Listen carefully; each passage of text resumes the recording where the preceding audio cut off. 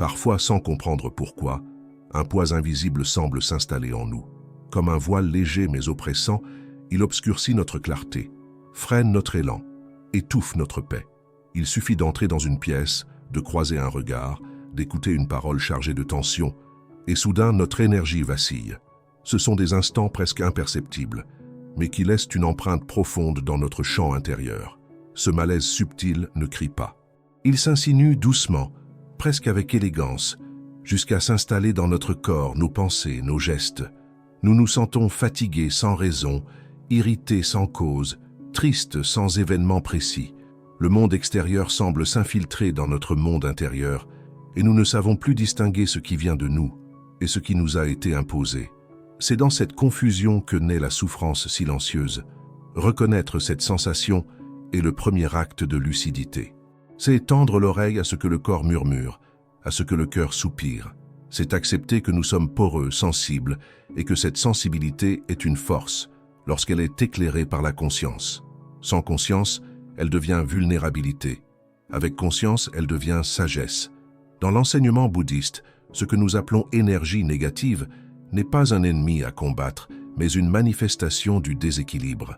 Une vibration discordante, née de l'attachement, de l'ignorance ou de la souffrance, en nous ou chez l'autre. Rien n'est figé. Tout ce qui naît peut se transformer. L'énergie, dans sa nature profonde, est neutre. C'est notre relation à elle qui lui donne forme. Le Bouddha nous invite à regarder la réalité telle qu'elle est, sans y projeter ni peur, ni rejet. L'énergie négative, dans cette perspective, devient un message. Elle révèle un nœud non résolu, une mémoire oubliée, un signal d'alarme intérieure.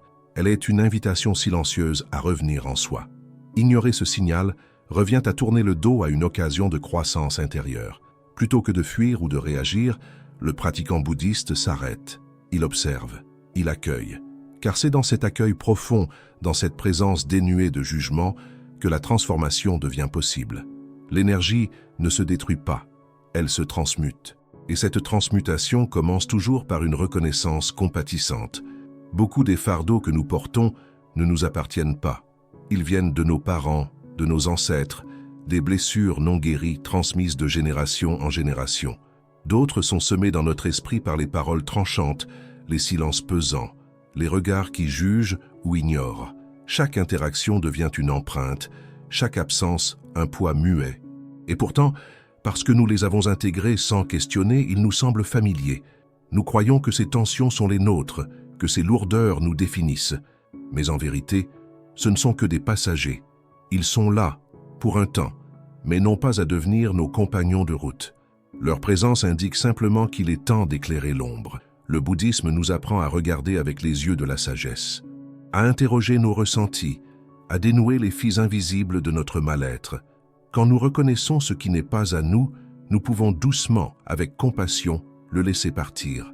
Nous cessons alors d'être prisonniers et commençons à marcher vers la liberté intérieure.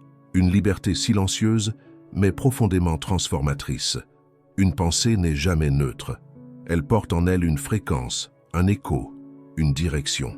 Lorsqu'elle se répète, elle creuse un sillon dans notre esprit, comme l'eau qui, goutte à goutte, façonne la pierre. Les pensées négatives, lorsqu'elles sont nourries, deviennent des croyances. Et ces croyances façonnent notre perception du monde. Ce que nous pensons, nous le devenons, même sans en être conscients. Souvent, sans en être conscients, nous entretenons un dialogue intérieur qui alimente la peur, la comparaison, le doute ou la colère. Nous répétons des phrases apprises dans l'enfance, des jugements intériorisés, des scénarios de rejet ou d'échec. Et peu à peu, ces pensées deviennent notre réalité. Elles créent un filtre qui altère notre rapport aux autres et surtout à nous-mêmes. Le remède n'est pas de lutter contre ces pensées, mais de les observer avec tendresse, comme on regarde un enfant qui s'agite, sans le gronder, mais en l'écoutant. En ramenant l'attention encore et encore vers l'instant présent, nous brisons le cercle. La pensée perd son pouvoir lorsque la conscience prend sa place. Et dans cet espace de clarté, un choix nouveau devient possible. Nous sommes des êtres vibratoires. Notre cœur, notre cerveau, même notre peau, émettent et reçoivent des signaux. Lorsque nous entrons en contact avec une personne anxieuse, colérique ou triste, notre propre énergie se synchronise souvent, inconsciemment, avec la sienne. Ce phénomène s'appelle la résonance émotionnelle. C'est un mécanisme naturel, inscrit dans notre biologie, mais aussi dans notre sensibilité spirituelle. Cela ne fait pas de nous des victimes, mais des antennes. Nous captons, nous ressentons, parfois jusqu'à l'épuisement. Et parce que cette absorption est silencieuse, elle agit souvent à notre insu. Nous quittons un lieu ou une conversation et nous nous sentons vidés, lourds, abattus, sans comprendre pourquoi. Ce que nous avons pris en nous cherche à se loger quelque part, et parfois, cela crée du désordre intérieur. Le bouddhisme nous propose une réponse, revenir à soi, solidement, renforcer notre ancrage, affiner notre conscience, être présent à ce que nous ressentons, en distinguant ce qui vient de l'extérieur et ce qui émerge de l'intérieur. Lorsque nous sommes pleinement là, enracinés dans notre souffle, l'énergie des autres ne peut plus nous envahir. Elle peut passer, mais elle ne reste pas. Et dans ce passage, nous apprenons à rester stables, ouverts, mais protégés. Lorsque nous sommes pleinement présents, nous ne laissons plus le passé dicter notre humeur, ni le futur assombrir notre esprit. La présence est un refuge silencieux, un sanctuaire, dans lequel l'énergie négative ne peut subsister. Elle agit comme une lumière, elle dissipe l'obscurité simplement par sa nature. Mais cette présence si précieuse demande à être cultivée avec douceur et régularité. Elle ne se force pas. Elle se tisse à travers le souffle conscient, l'écoute profonde, le regard attentif. En revenant à notre respiration, encore et encore, nous apprenons à habiter le moment tel qu'il est, sans jugement, sans fuite. Dans cet espace d'ancrage, les influences extérieures perdent leur pouvoir. Nous ne sommes plus des feuilles emportées par le vent, mais des arbres enracinés. Et plus nous pratiquons, plus cet état de présence devient naturel. Il devient notre réponse intérieure aux turbulences du monde. La pleine présence n'est pas seulement une technique, c'est une manière de vivre, un engagement à être là, de tout notre être, à chaque instant. Elle transforme la qualité de notre regard, de nos paroles, de nos gestes, et elle agit silencieusement comme un champ protecteur autour de nous. Parmi les nombreuses pratiques transmises par la tradition bouddhiste, certaines sont d'une simplicité presque déconcertante, et pourtant d'une puissance profonde, car le vrai pouvoir ne réside pas dans la complexité, mais dans la sincérité de l'intention et la régularité du geste. Cette pratique dont nous allons parler est accessible à tous, à tout moment, sans besoin d'outils ni de préparation. Elle ne prend que quelques secondes, mais elle peut transformer une journée entière. Elle agit comme un recentrage, une coupure douce entre le tumulte extérieur et notre paix intérieure. Utilisée par les moines, mais aussi par des millions de pratiquants dans le monde, elle est transmise de cœur à cœur, de maître à disciple, comme un trésor discret. Ce n'est pas un secret, mais une sagesse ancienne que beaucoup ont oubliée dans la précipitation moderne. Et pourtant, elle est là, à portée de souffle, prête à être redécouverte, comme une source claire cachée dans la forêt. Il suffit de s'arrêter, d'écouter, d'ouvrir les mains. Cette pratique s'appelle Gassho, et elle commence par un simple geste. Gassho signifie littéralement « main jointe ». C'est ce geste que l'on voit souvent dans les temples. 2 paumes réunies devant le cœur, doigts vers le ciel, en signe de respect et d'unité. Mais derrière ce geste apparemment anodin, se cache une véritable alchimie énergétique. En joignant nos mains, nous réunissons les polarités. Le masculin et le féminin, l'action et la réceptivité, le ciel et la terre. Nous créons un pont intérieur, une reconnexion sacrée entre notre mental agité et notre cœur silencieux. Ce n'est pas un simple salut, c'est une posture d'alignement, de recentrage, d'humilité. Le Gassho invite à la pause, au silence, à la reconnaissance du sacré en soi et chez l'autre. Il rappelle que chaque être mérite respect, y compris nous-mêmes. Et dans cette reconnaissance, l'énergie commence à changer. Le cœur s'ouvre, le mental s'apaise, le souffle s'approfondit. C'est un geste ancien, mais terriblement actuel. Un outil de transformation immédiate que l'on peut utiliser à chaque fois que l'on sent l'agitation monter ou l'énergie se troubler. En Gassho, nous ne faisons pas que saluer. Nous revenons à la maison. Tout dans le bouddhisme repose sur l'intention. Même un geste pur, sans une intention claire, reste vide de force réelle. Mais lorsque nous joignons nos mains en Gassho avec une conscience pleine, une intention sincère de paix, de recentrage, de purification, alors le geste devient sacré. L'intention est comme une graine. Elle détermine la nature du fruit que nous allons récolter. Lorsque nous posons une intention de clarté, de protection ou de libération avant un geste ou une respiration consciente, Nous orientons notre énergie dans cette direction, et l'univers, d'une certaine manière, répond. Dans le gâchot, nous pouvons poser une intention très simple, que je sois en paix, ou encore que toute énergie négative quitte mon corps et mon esprit. Ce n'est pas une prière magique, mais un engagement intime, une déclaration silencieuse adressée à soi-même et à la vie. Ce qui donne du pouvoir au geste, ce n'est pas sa forme extérieure, mais la présence intérieure que nous y plaçons. Le geste conscient devient alors un canal de transformation. Il coupe les automatismes, il interrompt les cycles de pensée toxiques et il nous ouvre à une autre fréquence. La respiration est l'un des outils les plus puissants que nous possédons. Et pourtant, c'est aussi le plus négligé. Chaque souffle est une opportunité de purifier, de libérer, de renouveler. Dans le bouddhisme, on dit souvent « le souffle est le pont entre le corps et l'esprit ». Lorsque nous respirons consciemment, nous reprenons contact avec notre pouvoir de régulation intérieure. Une inspiration profonde peut ouvrir un espace de calme. Une expiration lente peut libérer une tension, une peur, une pensée stagnante. C'est un processus simple, mais d'une efficacité redoutable.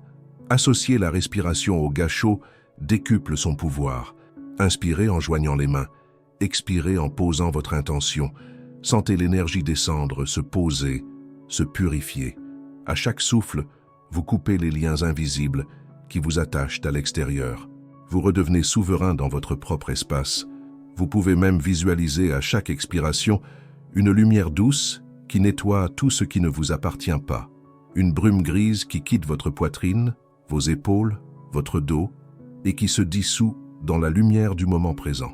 Le souffle devient alors un outil de libération subtile et immédiate. Il n'est pas nécessaire de s'isoler dans un temple ou de méditer pendant des heures pour retrouver la paix. Parfois, 10 secondes suffisent. 10 secondes de présence absolue.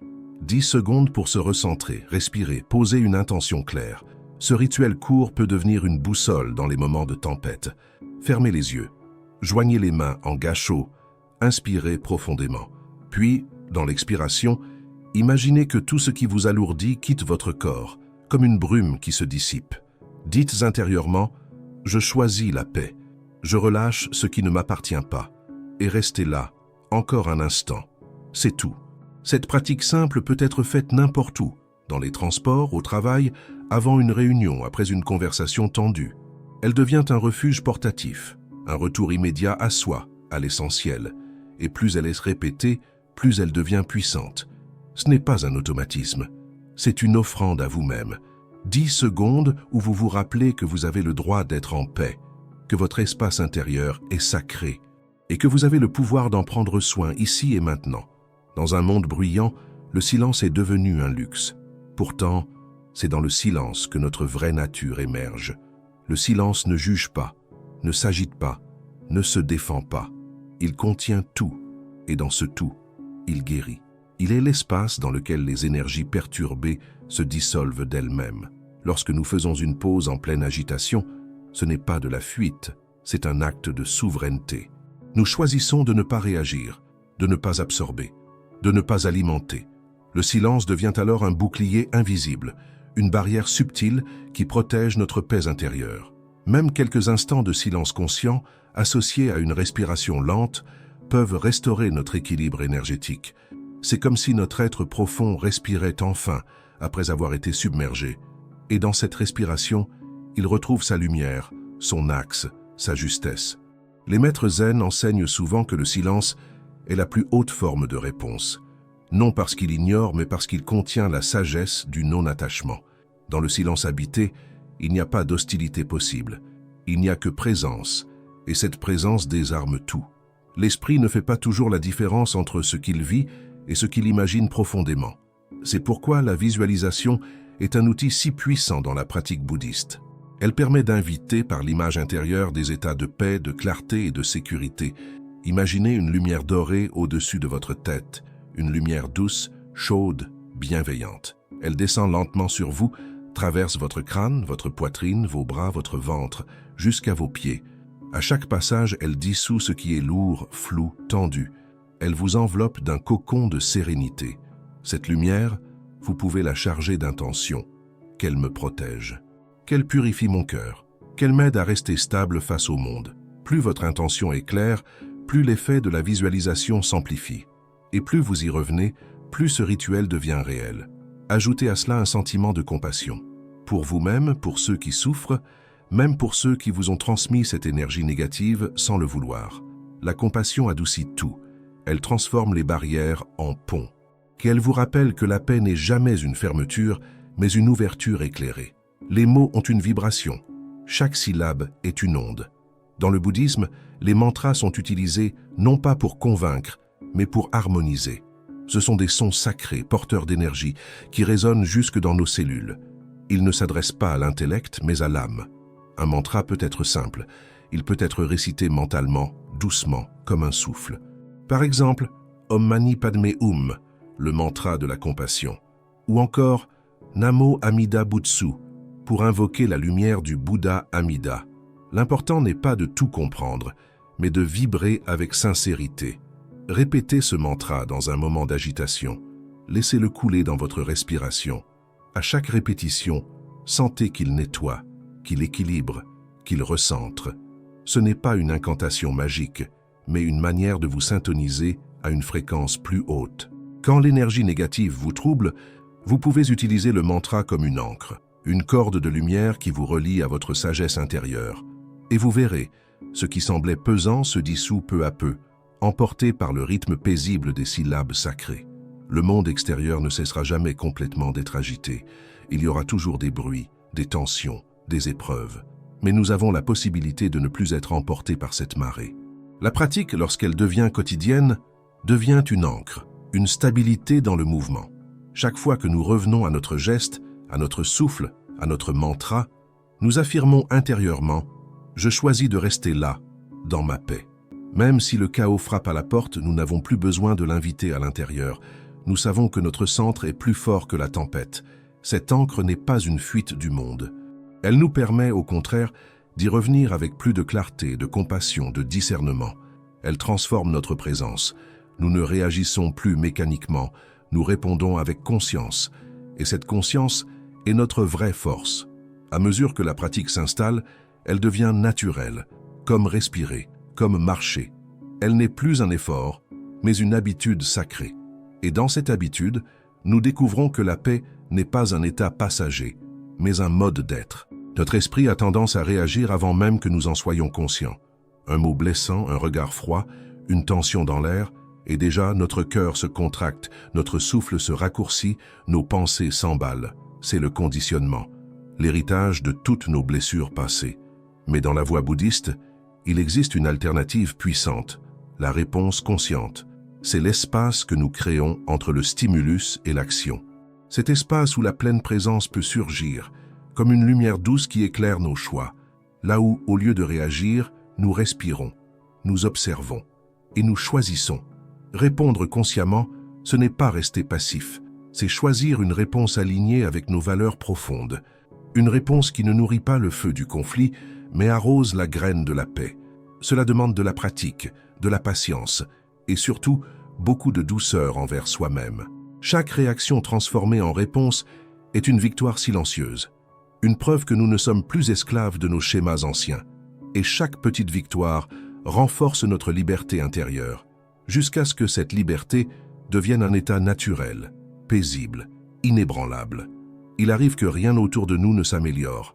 Les personnes restent les mêmes, les environnements continuent d'être tendus, les défis persistent, et pourtant, quelque chose en nous a bougé. Nous ne recevons plus ces mêmes vibrations avec la même vulnérabilité. Nous avons changé de fréquence. C'est là l'un des plus beaux fruits de la pratique. Le monde extérieur peut rester identique, mais notre regard sur lui se transforme. Et avec ce regard nouveau, c'est toute notre expérience qui se métamorphose.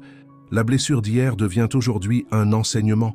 Le conflit devient une opportunité de compréhension. Ce changement ne se fait pas brusquement. Il se construit, souffle après souffle, silence après silence, comme une sculpture intérieure que la vie façonne. Et un jour, sans prévenir, nous réalisons que ce qui nous blessait autrefois ne nous atteint plus de la même manière. Il y a une paix tranquille qui s'installe. Changer de l'intérieur, c'est reprendre le pouvoir, non pas sur les autres, mais sur soi. C'est se libérer de l'attente que les circonstances s'alignent pour être heureux. Et c'est découvrir que la vraie transformation ne dépend pas du monde, mais de notre capacité à l'accueillir autrement. Ce n'est pas l'intensité d'une pratique qui change une vie, mais sa constance. Le secret réside dans ces petits gestes répétés, jour après jour, presque invisibles aux yeux du monde, mais profondément transformatifs, comme la goutte d'eau qui, à force de tomber, finit par percer la roche. La répétition crée un chemin neuronal, une mémoire corporelle, une empreinte vibratoire. Chaque gâchot, chaque souffle, chaque mantra inscrit une nouvelle trace en nous, une trace de paix, de clarté, de stabilité. Et peu à peu, ces traces deviennent un sentier, puis une route, puis un refuge. Ce que nous faisons une fois nous influence. Ce que nous faisons chaque jour nous façonne. La répétition silencieuse est une prière intérieure, une fidélité à soi-même. Elle est la preuve que nous avons choisi de nous respecter, de nous purifier, de nous aligner avec une énergie plus lumineuse. Et même si certains jours, la pratique semble ne rien faire, sachez que rien n'est jamais perdu. Chaque geste compte, chaque souffle compte, parce que dans le silence de la répétition, l'âme se réorganise. Et cette réorganisation, subtile, est la clé de la libération durable. Il est parfois impossible d'éviter certains lieux chargés d'énergie dense. Un environnement de travail difficile, une famille conflictuelle, une rue bruyante. Mais même au cœur de la toxicité, nous pouvons préserver notre clarté, comme une flamme fragile que l'on protège du vent. Avant d'entrer dans un lieu que vous savez perturbant, prenez un instant. Respirez profondément. Visualisez une bulle de lumière autour de vous, une membrane douce mais imperméable. Dites-vous intérieurement « Je suis en paix, rien ne peut troubler mon centre » et entrez avec cette intention posée. Pendant que vous êtes là, gardez contact avec votre souffle, même discret, même au milieu de la parole ou du bruit. Ce souffle devient votre fil d'Ariane, votre point d'ancrage. Il vous rappelle que vous n'êtes pas obligé d'absorber ce qui circule autour de vous, et en quittant ce lieu, prenez le temps de vous nettoyer, par un geste, un souffle, un mantra. Laissez aller ce qui ne vous appartient pas. Ce simple rituel vous permet de ne pas emporter avec vous ce que vous n'avez pas choisi. Il vous rend libre, léger, aligné. Dans une culture qui glorifie la force brute, la résistance, l'affrontement, choisir la paix peut être perçu comme une faiblesse. Pourtant, c'est tout le contraire. S'éloigner de ce qui nous blesse n'est pas fuir, c'est s'honorer. C'est reconnaître la valeur de notre énergie, de notre esprit, de notre paix. Le bouddhisme nous enseigne que l'amour véritable commence par soi-même, que prendre soin de son esprit, c'est aussi prendre soin de l'humanité.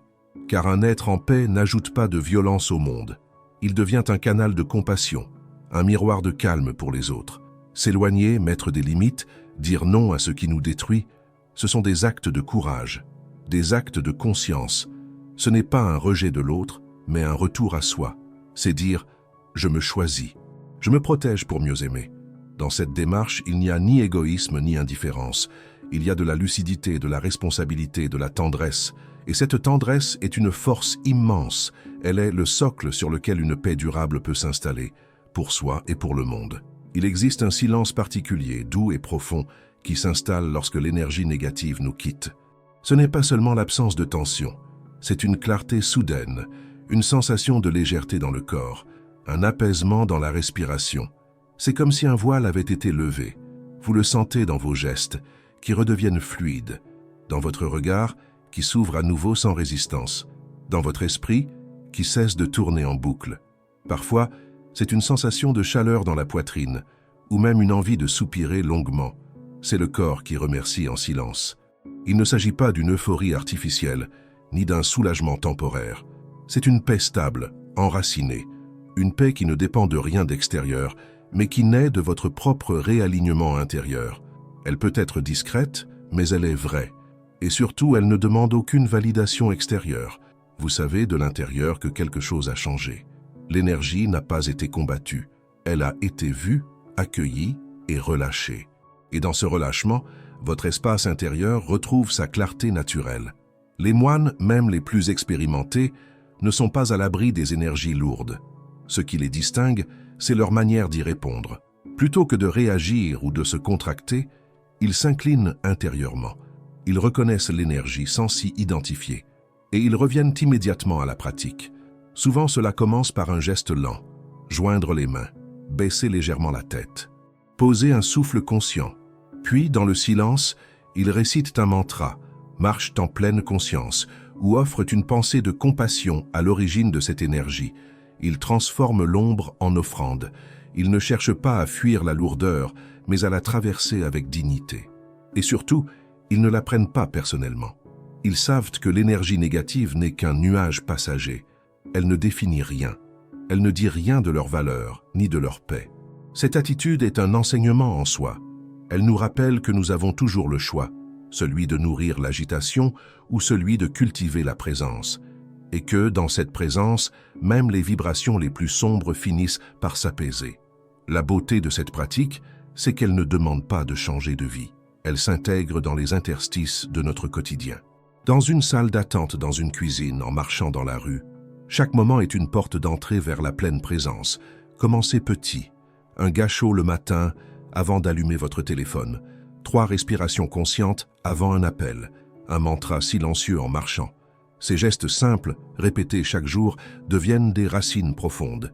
Et ces racines vous soutiennent, même dans les tempêtes. Vous pouvez aussi créer vos propres rituels. Une bougie allumée en silence, une pierre dans la poche pour vous rappeler de revenir au souffle, une pause d'1 minute chaque heure pour vous recentrer. Le quotidien devient alors un temple discret, où chaque geste est une offrande. Et bientôt, vous constaterez que ce ne sont plus seulement des pratiques, mais une façon d'être. Votre posture change, votre regard s'adoucit, votre énergie devient claire. Vous ne portez plus le monde sur vos épaules. Vous l'embrassez avec paix. Trop souvent, nous croyons qu'il faut faire beaucoup, très fort, très vite, pour que cela fonctionne. Mais la nature nous enseigne autre chose. Ce n'est pas l'éclat d'un éclair qui transforme le sol, mais la pluie douce, régulière, silencieuse. La constance, même humble, est une force immense. Dans la pratique bouddhiste, il vaut mieux 5 minutes chaque jour avec sincérité que 2 heures une fois par mois dans la précipitation. C'est cette régularité qui façonne l'âme, qui purifie les couches profondes, qui rééduque l'esprit à revenir encore et encore à l'essentiel. La constance est une forme d'amour, une fidélité discrète à votre propre lumière, même lorsque vous n'en voyez pas encore les fruits. Même quand l'esprit résiste ou que l'agitation persiste. Vous revenez, simplement, tendrement, comme on revient chez soi. Et un jour, sans prévenir, vous réalisez que cette paix que vous cherchiez est déjà là, en vous, silencieuse, stable, fidèle, comme vous l'avez été avec elle jour après jour. Voilà le miracle de la pratique sincère. Il y a un moment où il ne suffit plus d'écouter, de comprendre, d'être inspiré. Ce moment, c'est maintenant, car la paix intérieure ne viendra pas de l'extérieur. Elle ne viendra pas quand tout ira mieux. Elle vient quand vous décidez, ici et maintenant, d'en faire une priorité. Votre paix n'est pas entre les mains du monde, ni des autres. Elle est entre les vôtres. Dans chaque souffle, dans chaque choix, dans chaque geste conscient, c'est une responsabilité douce, mais réelle. Et elle est aussi une liberté immense. Commencez petit, commencez aujourd'hui. Ne cherchez pas la perfection, cherchez la présence. Même si vous vous perdez 100 fois, revenez 101 fois, car chaque retour est une victoire. Et chaque moment de paix intérieure rayonne bien au-delà de vous. Le monde a besoin de votre lumière, mais avant de la donner, il vous faut l'allumer en vous. Et cette lumière, elle commence par un geste simple, un souffle, une intention. Alors, joignez vos mains, respirez et entrez dans votre propre temple. Il vous attend depuis toujours.